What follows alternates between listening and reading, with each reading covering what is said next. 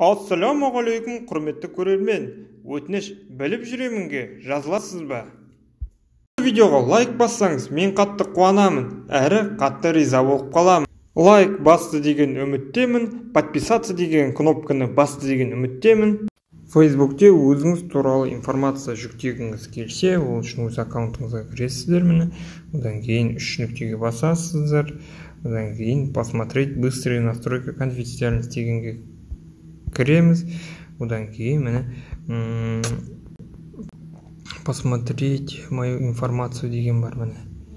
Мына жерде как журналға ұқсас, кімді қостыңыз, неше объявление іздедіңіз деген сияқты. Біреулер мысалы сіздің аккаунтыңызға барлығын өшіріп тастаса, уайымдамаңыздар, бәрібір де осы жақтан скачать ете аласыз. Скачать информацию дейсіздер міне. Вот.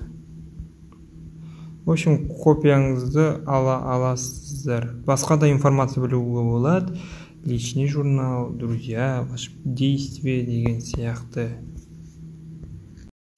Осы видеоның астында Facebook туралы видеолар бар. Қарап шығыңыздар.